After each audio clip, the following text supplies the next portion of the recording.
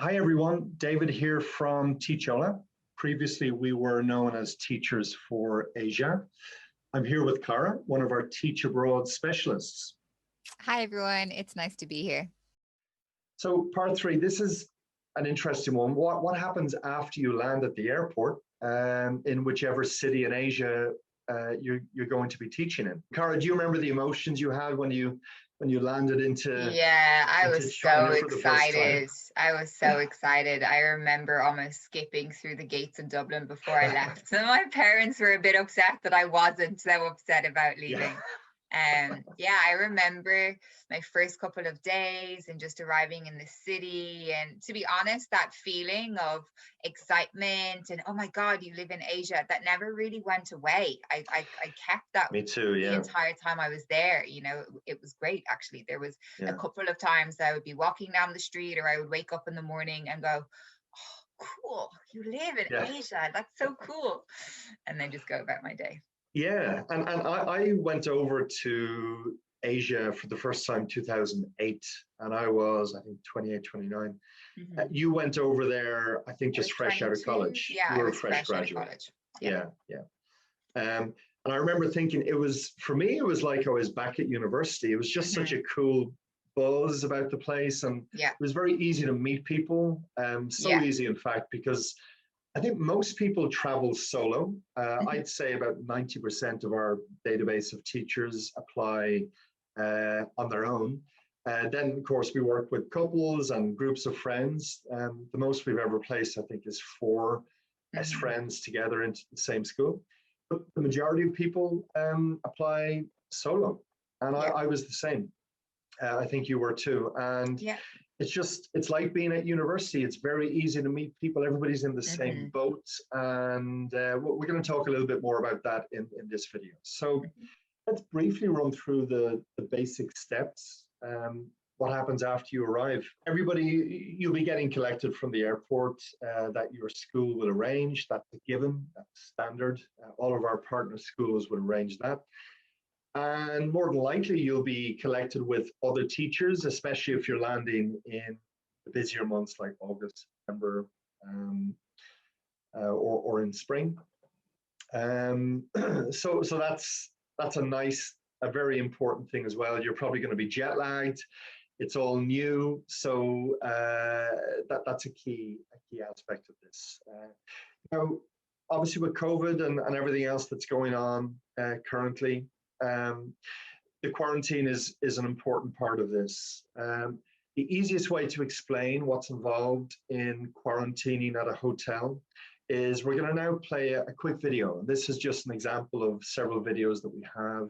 This is a teacher from Ireland who we helped find a teaching role, a drama teaching role in Shanghai, and she quarantined for 2 weeks. So let's have a listen to see how she gets on. Hiya. So I'm in day 13 of my 14-day quarantine, and I can't believe how quickly the time has actually passed, because when I arrived I thought, oh my goodness, like how am I going to cope with doing 14 days? So the journey itself here was actually pretty okay. Just expect long delays in the airport. So by the time my flight landed at let's say 11:30, and I didn't get off the plane until 1 o'clock because they're staggering the disembarking of passengers. So literally, I suppose all you need to expect is long waits and literally not having a clue what's going on. But everything is really, really efficient, and you are kept kind of in the loop as to what's happening all the time. So the journey from the airport to where my hotel is was probably about an hour and a half on a bus, and no idea where we're going or anything like that. And the hotel has actually been perfect. I had horrible ideas in my brain, thinking oh God, what's going to be like, and it's exceeded all my expectations. Yeah, so hopefully you enjoyed that short video. It gives you a real insight into what's involved. Asia in general, China, Korea, Taiwan seem to be really, really good at managing all aspects related to the pandemic. It's a well-trodden path at this stage, and the quarantine is run really well through the schools that we work with. So there's nothing to be nervous about. Yes, it's a pain having to do it, but it's a small price to pay, really, because then you're in, and away we go. So what happens after this 2-week quarantine? Obviously, there are slight differences in the systems in different countries, but we're only generalizing for now. Once you complete your COVID tests and obviously get negative result, you then go and start afresh. So you'd meet the other teachers at your school, you'd settle in. In some cases, you'll probably do training during the quarantine. A lot of our schools have set that up, so you'll do virtual training. It'll keep you busy, but if that's not the case, you'll start your training, your orientation, and all that stuff directly after the quarantine in the hotel. So they'll be helping you get set up with, well, what are the different areas, Cara? So obviously your SIM card for your mobile phone and your apartment, your apartment. Exactly. If you want to set up maybe any apps or anything like that on your phone, right, they can help you with. There's so much stuff, like you said, the airport collection. It's always nice knowing that there'll be a friendly face there when you arrive. Right. And then, like you said, training. I had no experience with teaching when I went to China, and I received some great teaching for the great training for the first couple of weeks before I went near my classes. And so they helped me with more lesson planning and different games, and showed me all of the different flashcards and materials that they used. So I felt really prepared before I had my first set of lessons. It was great. It's interesting because we both came in at very different angles. I had teaching experience long before I went out to Asia. I had done like TEFL teaching during my university years in Spain and in Ireland. So I had a lot of classroom experience, albeit part-time, but it was, I had an idea what I was doing. Yeah. And that really helped me, especially my first experience in South Korea, where there was really minimal training at the Hagwon, the training language academy that I worked at. But generally, in fact, it's consistent with all of the schools we work with, especially in mainland China. The training, like what Cara mentioned, is superb.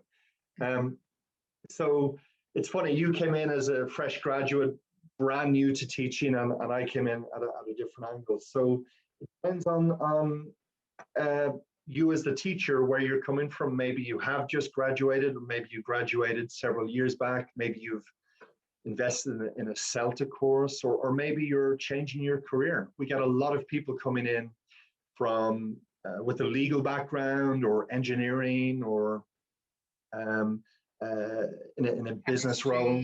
Yeah, so many different areas, and they just are tired of it. They want to get into teaching, and this is a great way to just test the water, see if you like it, and then if you really do, we get a lot of people coming back to us. They want to upskill, and then we help them get a job in an international school after they qualify. Yeah.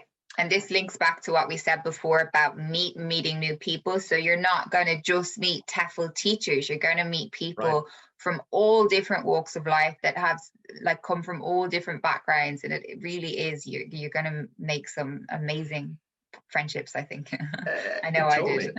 Totally, yeah. And back to the locations we mentioned in part one of this series, they're all big global cities, right? Shanghai, where I lived, Beijing, Shenzhen, Chengdu, those cities, especially in mainland China. The expat population is so diverse. You're going to have people from all walks of life, not just ESL teachers, not professionally qualified teachers. You're also going to have people working in finance or in engineering or in business roles and others as well. So it's a really cool social dynamic amongst the expat populations in those big mega cities, which I think will appeal to a lot of people who are new to China. Okay, so we've covered training there. We've mentioned, week one, we'll be in touch with you when you land. We're in touch with you usually week one, month 3, month 6. And we arrange events in your city where we would bring you out, meet other teachers we've helped find jobs in that city.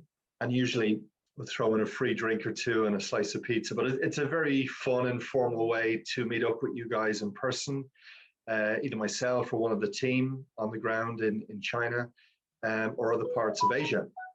So yeah, let's move on. So then you'll be up and running, you'll be teaching, you'll be in that exploration mode, the adventure, those first 3 months especially. I remember, Cara, it was just fascinating, just learning about the new culture, making lots of new friends, getting more comfortable with the teaching and just really settling in. Getting to know some of the local shops or stores around your area. That's also a really cool thing. I had a little corner shop just under my apartment, and we ended up getting to know each other really well, and she would say hello every time I walked in and practice her one word of English. So that too, building your own little community and stuff, is really rewarding. It's just lovely, yeah. And you get to know, obviously you get to make friends in the expat community, but you really get to know the locals very well, and very easy to make friends there as well. And it's obviously very good for your language development too. Some people go hell for leather. They want to learn the local language, whether it's Chinese Mandarin or Korean or whatever. Other people don't. They might hold off on that for a couple of months, and that's perfectly fine. Whatever works for you. But I think it's a good idea to get your teeth into learning at least some basic survival language when you're in the taxi or at a restaurant. You and I, we both love talking about Asian food. We could do a whole webinar on that, right? But we won't. But the food will blow your mind, and being able to maybe learn off some of the words for ordering your favorite dishes will help. But if you're anything like me, I just pointed at the pictures for the first couple of months. Yeah, so we'd recommend learning some basics, but Cara has produced some videos. There's more coming about, we'll call it like survival Mandarin. Yeah. Is that right? You'd be surprised how far you will get with just 1 or 2 words. So that's exactly it. There'll be some key survival phrases that will just give you a little bit more confidence and the ability to interact in some respect. So like David said, keep an eye on our YouTube channel, because they are heading your way. Cool. Yeah, and guys, if you can subscribe to the YouTube channel, it means you'll get these emails in, or these updated new videos as we upload them. And briefly then, we've talked about, so up to contracts, we're up here, right? So generally for the first timer jobs, it's like a 10 to 12 month contract. So it's going to be maximum 1 year. I should state that with the international schools that we work with as well, they could be 1 year, or they could be 2 years. It really depends. But for ESL, English as a second language type teaching, it's 1 year. So generally what will happen is we'd connect with you, have a call, talk with you online, and just get a vibe for how you're doing, what your plans are for the following year. This is usually after 6 months in. We're also going to be in touch with you, giving you feedback from the school, because we are in touch with the HR management team of our partner schools every week, and we generally get updates on how you're getting on, and we give you that feedback as well. So it's like an ongoing communication all the way through your first year contract. Teachers seem to really love that. I mean, in my own experience, in my first job in Asia, I never even heard from my recruiter ever. So, you know, teachers seem to really appreciate a lot of this background work we put in. And that's how we've grown to the point where we are now.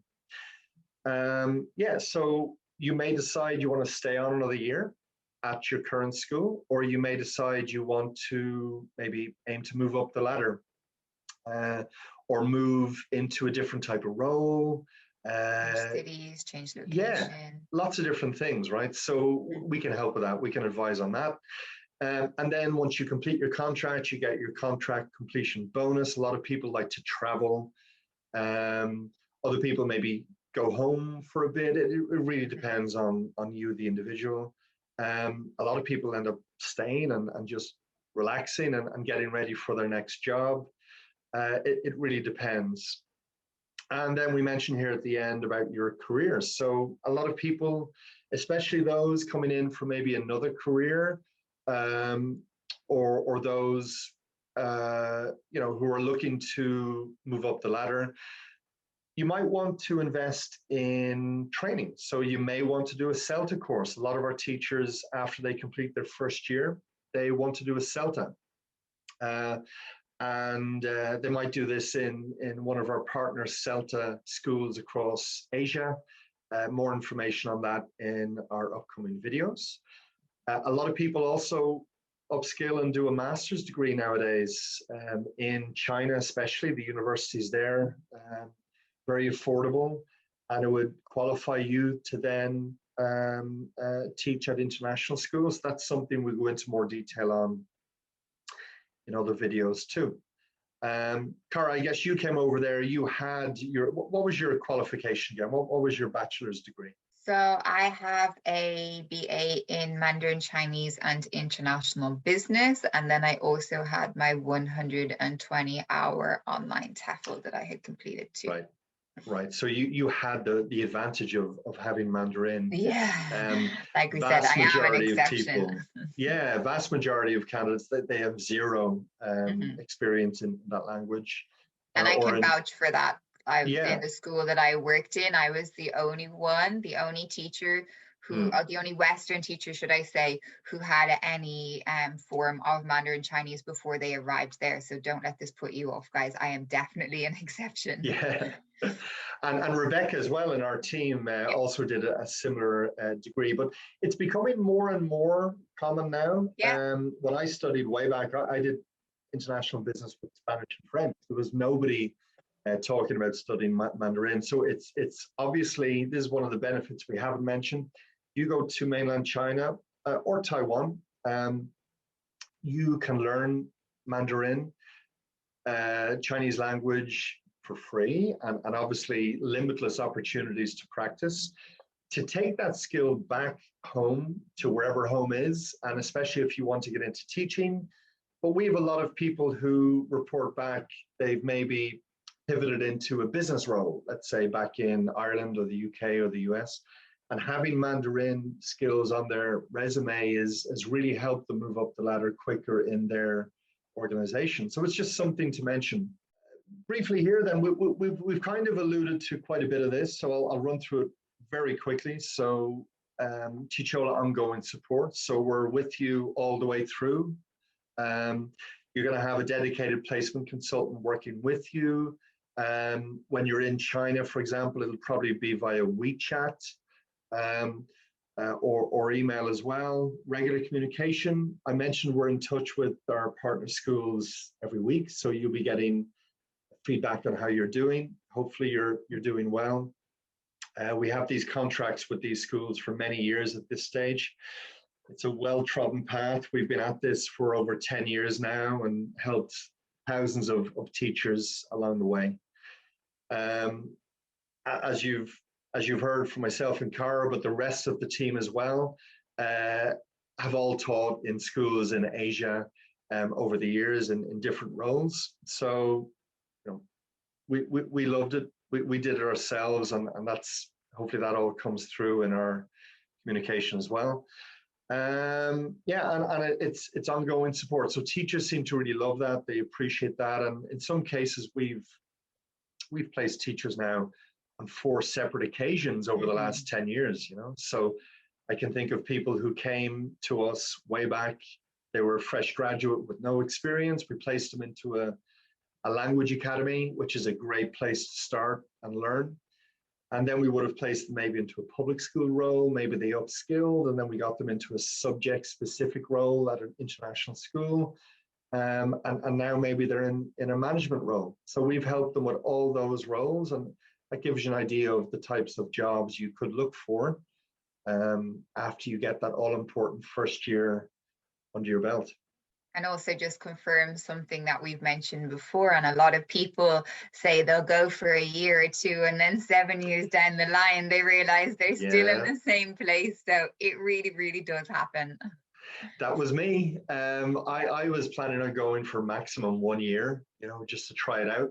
I ended up staying for almost well, 9 or 10 years. Yeah, So it's so common. And honestly, the way things are now as well, it's obviously there's challenges in the global economy. A lot of people are staying longer now in Asia just because you can earn so much money, you can really build a career. And we hear of a lot of people as well who go in as a teacher and then they pivot into maybe a business role or something else within China, especially, which is a huge economy right now. And there's lots of opportunity there. So that's another angle you could look at. There's lots of different ways to do this, but getting that first year under your belt is really important. Right, everybody. So here we have essentially what summarizes Teachola course services. We call it Teach, Live, Learn. I guess their teach is pretty obvious, right? That's all about the jobs. We've talked about that in detail. Let's focus on the live and learn aspect of Teachola. So when we talk about Teachola Live, we're talking about the Teachola community. You can check this out on our website. It's growing every week. But essentially, here we've listed, let me just highlight this. Here we've listed the main cities where we have a strong community network that we've built up over the last 10 years. We have different types of communities. So let's start with the online community. Cara, I know you were heavily involved in developing this, but we have some interesting partners there, right?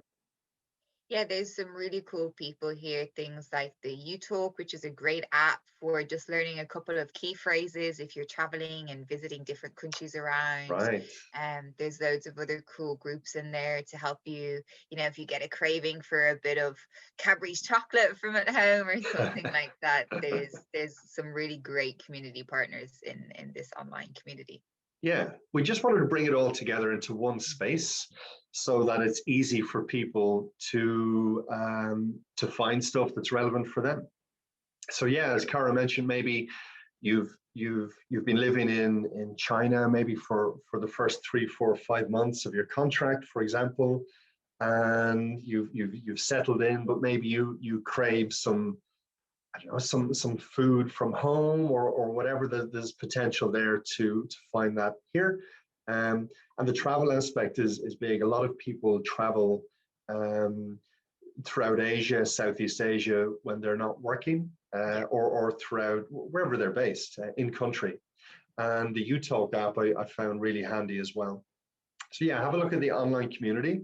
Let's move on to city-specific communities. So we've just selected randomly here Ningbo. And Ningbo would be, it's seen as a medium-sized city. We've placed, I'd say, 60, 70 teachers in Ningbo alone in the last several years.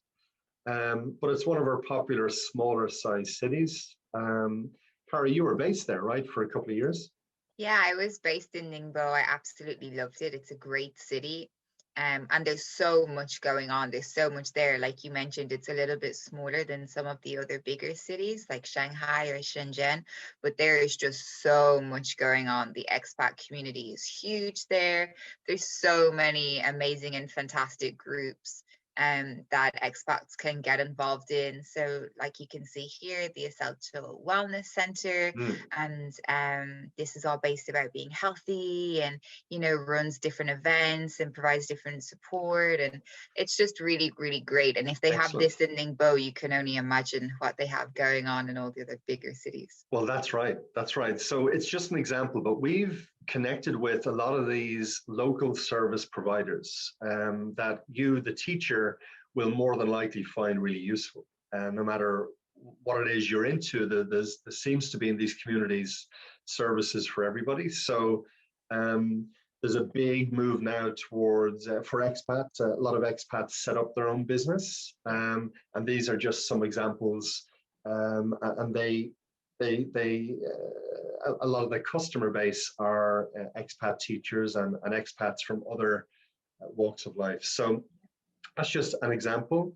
Yeah, Ningbo is one of the smaller cities, but in the larger cities, like for example, where I lived, Shanghai, we've been placing teachers into Shanghai now for 10 years, hundreds of teachers at this stage, I think.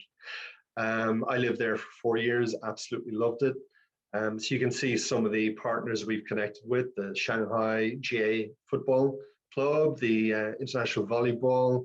There's a whole host of them here, and we're adding to them all the time. The Library Project is a really cool non-profit that we love working with as well. There's volunteer teaching opportunities and lots of other things.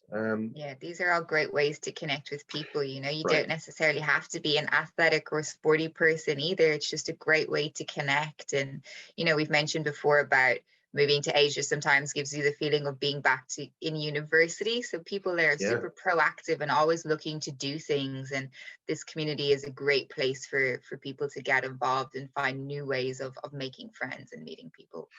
Totally. We talked about it before, right? Like, I'd be big into sports. My first week, I joined the local soccer club, and you got like 20 new friends straight away. And they're all connected in their own network. So it's just super easy to make friends and meet new people. Yeah.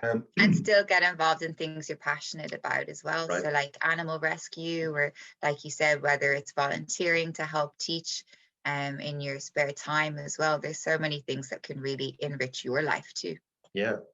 And you're going to find as well, generally speaking, that your disposable income is going to be very good. So you're going to have a lot of people save a lot of money, but still have a really exciting social life. So there's, you know, bars or restaurants we've connected with as well. So lots of options. And as I say, it's growing all the time. The Shenzhen expat community, Shenzhen, one of my favorite cities. I lived in Hong Kong for a while. It's across the water from Shenzhen. But again, you got the sports there. There's big rugby set up there. And the pet rescue is a really popular thing for expats to get involved in too. So that's briefly about Teachola Live, which is all about the community and getting settled in and socializing and all that type of, all that important stuff when you're new in Asia and especially in China. When it comes to learn, what we mean by this is you might complete your first year, and then you feel you just love teaching and you want to upskill. And this happens to so many teachers we work with, where they upskill. They might do possibly an online course, or in many cases they might do a CELTA in Asia. Now, obviously, with COVID still relevant at the moment, they might do the CELTA online, but either way, they get the CELTA qualification, which is, as most of you probably know, it's a step up from, let's say, an online-only TEFL, which would be the minimum requirement. So this would help you generate a higher salary and get into a better paid job. So we work with many CELTA course providers, both in Europe and across Asia as well. So that's what this is about. And other teachers upskill and take on maybe a master's course, or they want to become professionally qualified teachers, because they want to then apply for our international school teaching jobs, whether it's teaching your specialist subject, or teaching maybe early childhood education or primary. It really depends, but there's so many opportunities there. We've shown here one example of the university we work with in Ningbo, University of Nottingham, Ningbo. But a lot of expats now are actually taking a master's or another course within China, because the courses are really good and very reputable and globally recognized. Others will go back home and take a course. We can advise on that as well. And of course, now with all the online learning, a lot of people are actually taking their masters online, maybe part-time or full-time. So that's where this Teachola Learn comes from. And again, we'll be uploading more information on that over the coming weeks. So that's everything, guys. Thanks for watching. Maybe in summary, Cara, we can go over the 3 parts of this video. So part 1, we talked about the locations where you can teach. We talked about China. We focus in on Shanghai, Beijing, Shenzhen, Chengdu, Ningbo. These are the most popular cities for first-timer teachers to China. We also talked about South Korea, we talked about Taiwan, and we talked about Vietnam. I should make it clear, Teachola have positions in several other markets across Asia, but they're mainly for people with more teaching experience in Asia and who might be professionally qualified teachers. So that didn't really, it wasn't that relevant for this video. So that was the first part. The second part, what did we cover there, Cara? It was about applying, right? Yeah, the second part was application processes, the documents that you're going to need, how to apply, and all of the different support we can provide in terms of interview tips and things like that as well. So much more practical side of things in video 2. Yeah, we kept it brief as well, or a bit shorter. This last part was all about what happens after you land. And hopefully it's been helpful to give you a better idea of what's involved, and also show you just the support we provide ongoing all the way through your contract and beyond.